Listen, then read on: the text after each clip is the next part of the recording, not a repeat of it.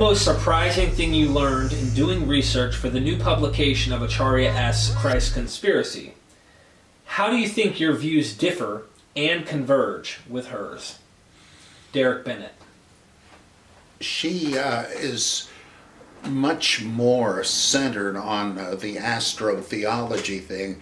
I do not say I disagree with her, though, because I hold to the very unpopular view now among scholars that a number of especially Old Testament characters are originally stellar and lunar and solar embodiments. This was the view of Max Muller, and then the great scholar of Old Testament and Islam, Ignaz Goldziher, a Hungarian scholar.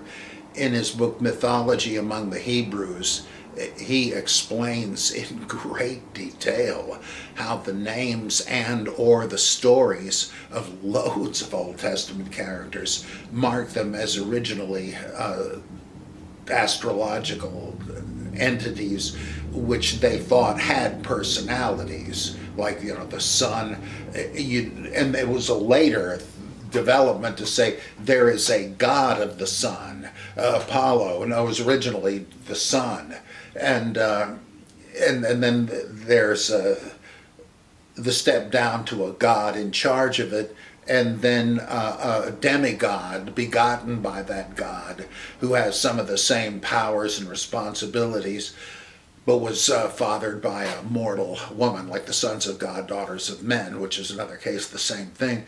And then eventually they start humanizing them and saying, well, all right, there was no god Apollo who had a chariot in the sky, but the real Apollo probably ran a big tanning salon in Corinth or something.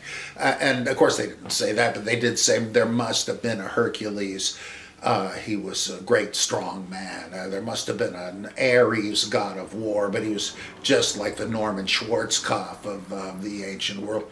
It's like a kind of a version of ancestor worship, and and that is, of course, still what is said about Jesus.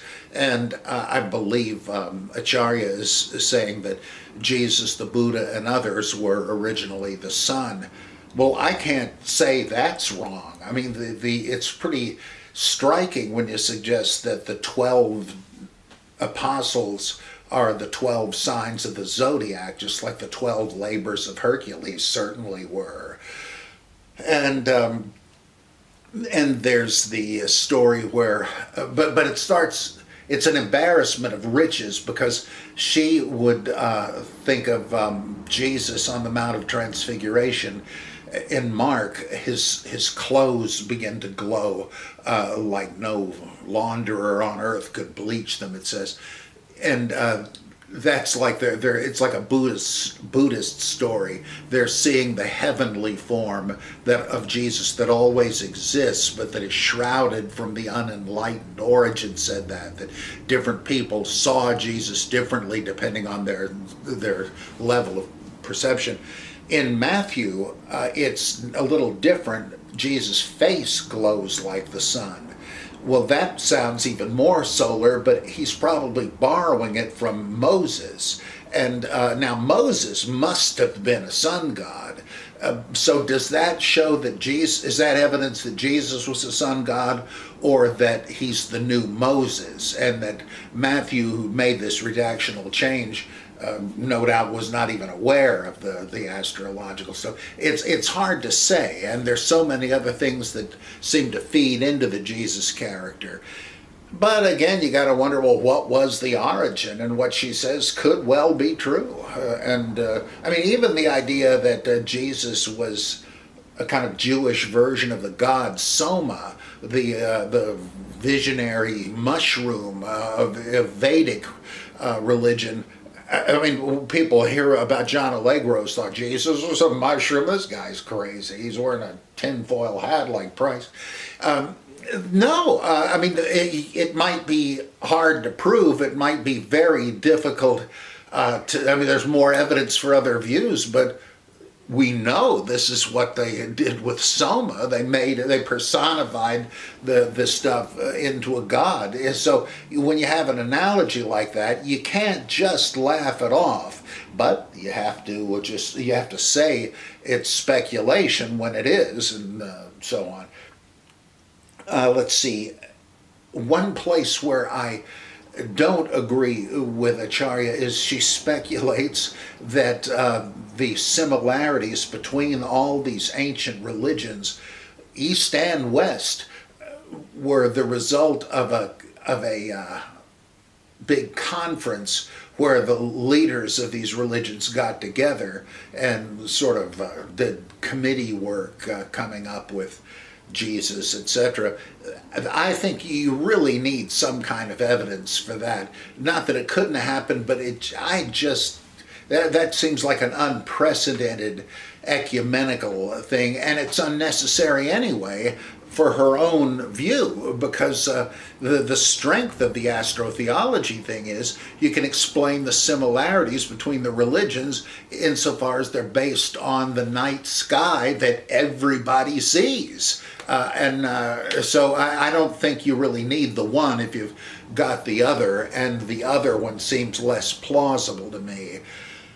I guess that'd be the chief thing. She in the first book, the first version of the Christ Conspiracy, she brought in all kinds of extraneous, weird stuff that really does not bear on this. And like the maps of the ancient sea kings, there's some belief that certain maps we've discovered show a more accurate outline of the continents or something than we otherwise thought they could have known.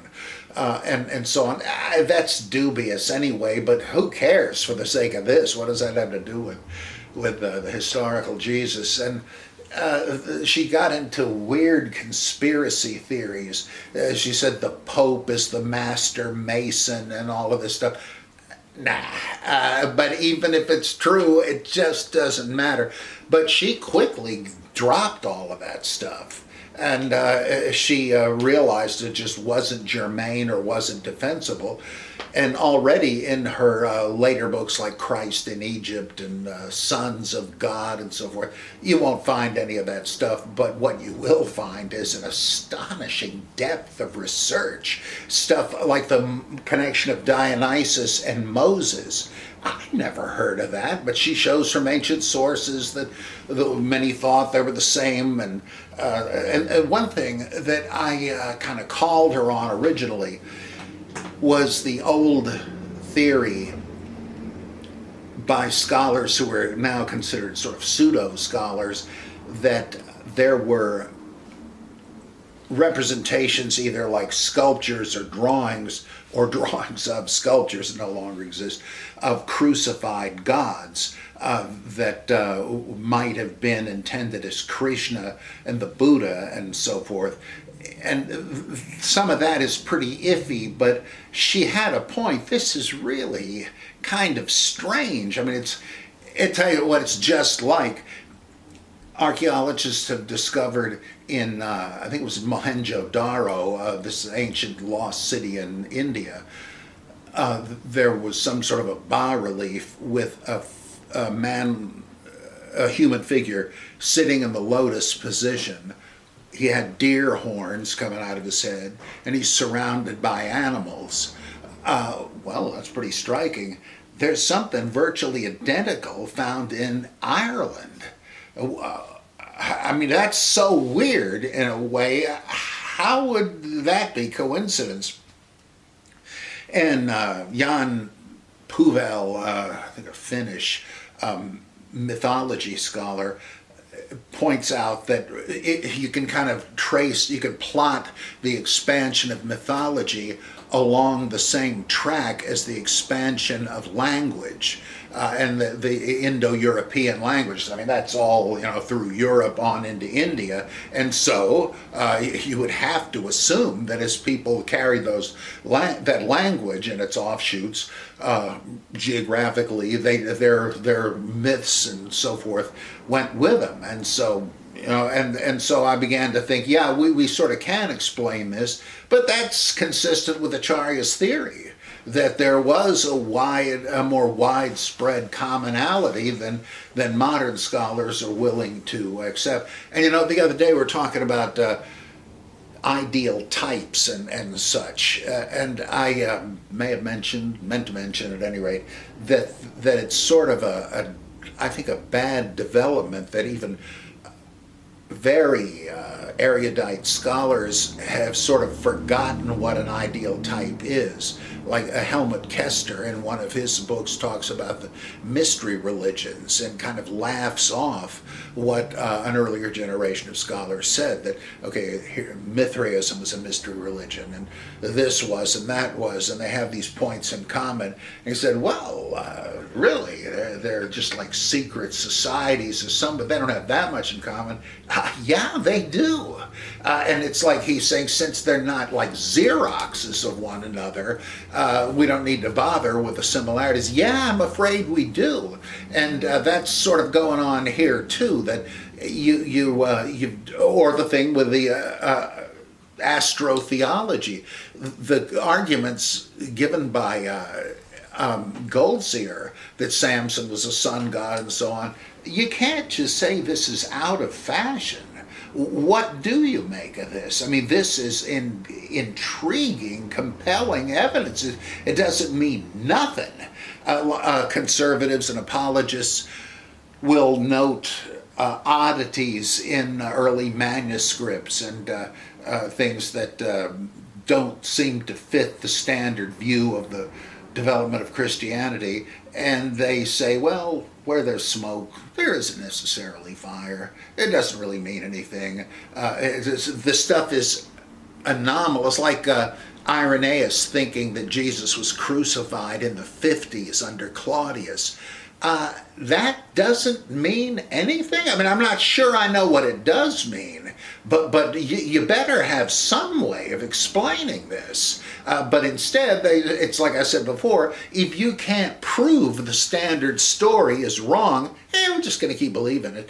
And it's like you just suppress. It's like, once again, Thomas Kuhn. You come up with a new paradigm for understanding anything, physics, whatever, by starting with the anomalous data that the old paradigm didn't know how to explain, like the retrograde motion of the planets. I don't know what this means. When we get to heaven, we'll find out. But instead, you say, wait a minute, let's start with that and work our way out and see what the results are. And you may find it enhances the traditional theory, which is basically what it did. I see, we had the orbits wrong. They're not orbiting the sun, the Earth, they're orbiting the sun.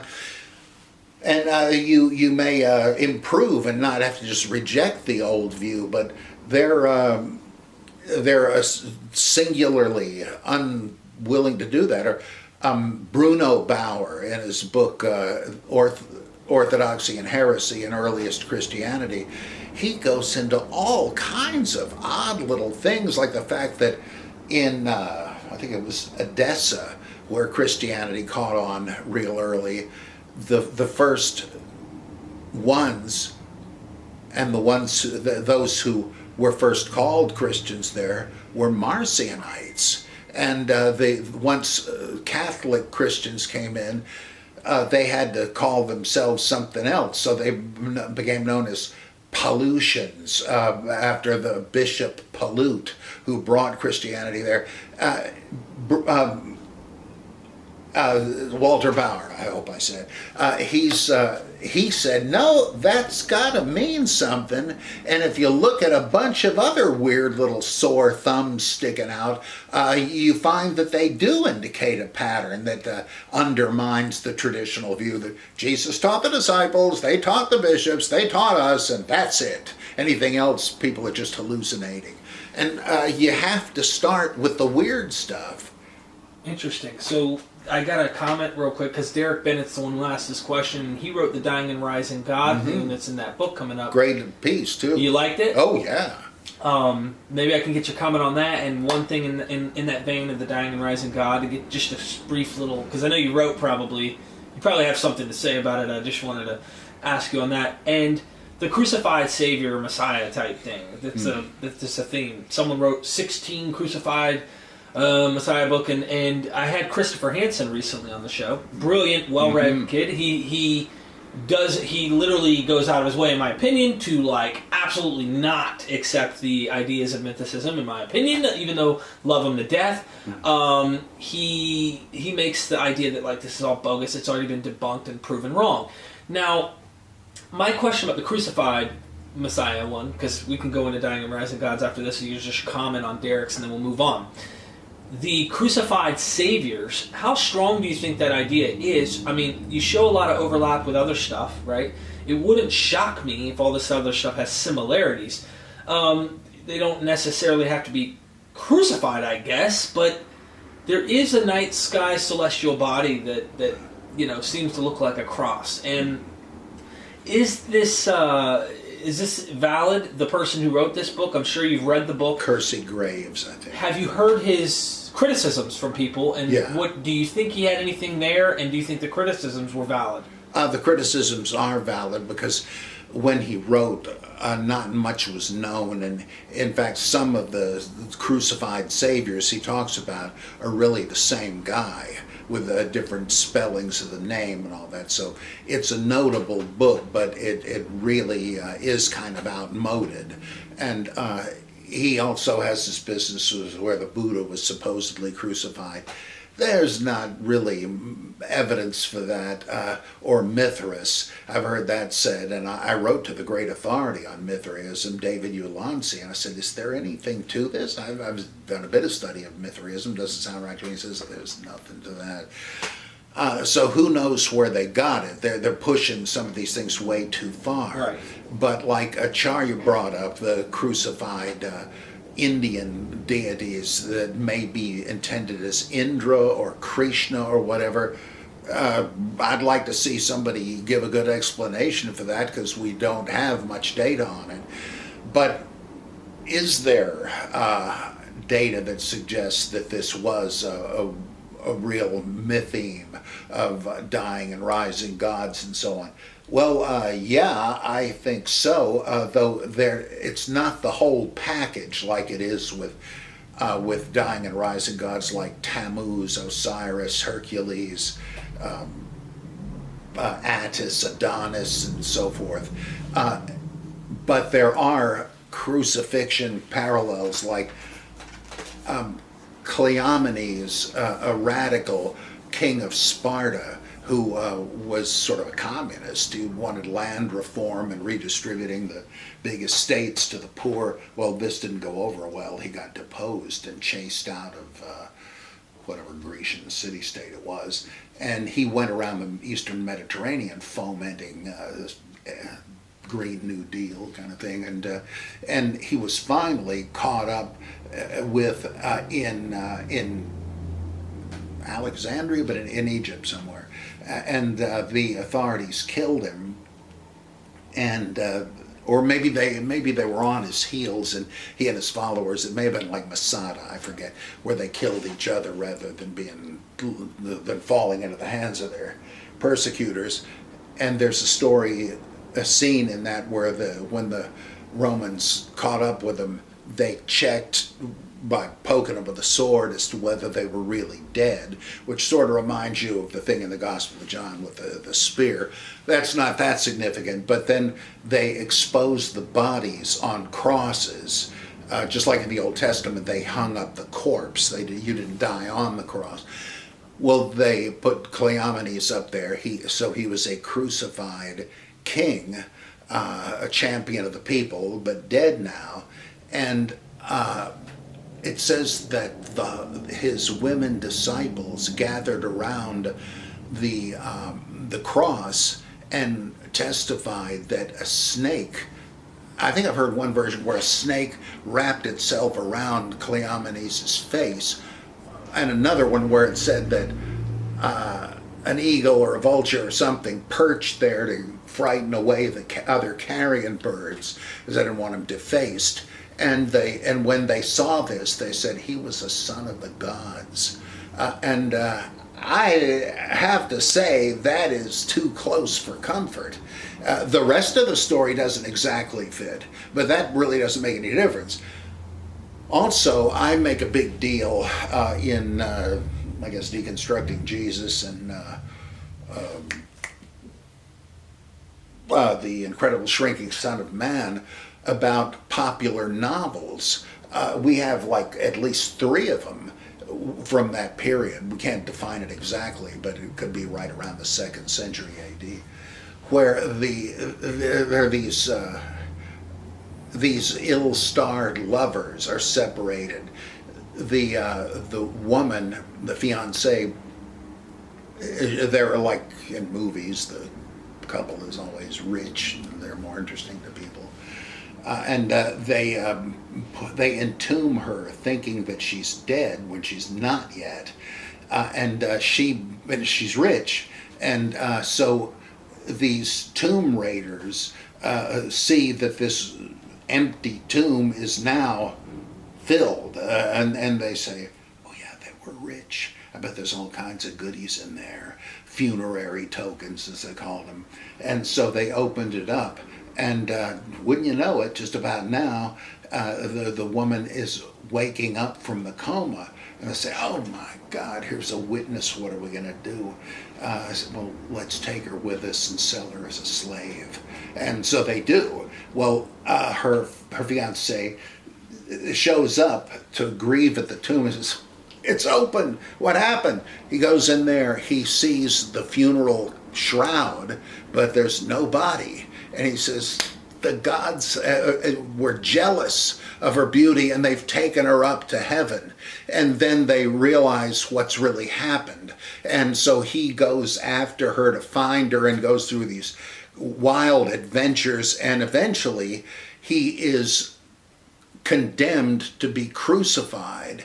And he is crucified, but I may be mixing them up, but in one of them, I think it's this one, the cross is not well planted in the ground, and a gust of wind knocks it over into the river, and he's able to get out of the ropes, and eventually they meet again, and it's like, you're alive? I figured you must be dead by now.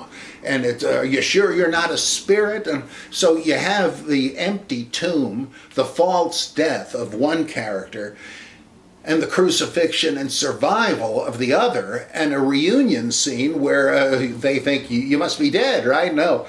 And there are 3 of these that we know of. There may have been more. And this is another one where Bart said there were no such novels. Oh yeah, take a look. Here they are. There's an anthology of them. And so you have to wonder, it's the right time, it's the theme, and it does kind of fit with the docetic view of the crucifixion, that he didn't really die. So I think that has a lot to do with shaping the gospel story. So even the one thing that they say has to be true about the historical Jesus, if anything is, it might not be true. There might be no crucifixion, even if there was a Jesus. So that's not part of the complex of a worshipped, dying and rising God, but it's pretty darn close. So there's that. And with the standard dying and rising gods that originated as agricultural or solar myths, I just don't see how you can discount the parallels. Again, it's a failure or an unwillingness to accept what an ideal type is.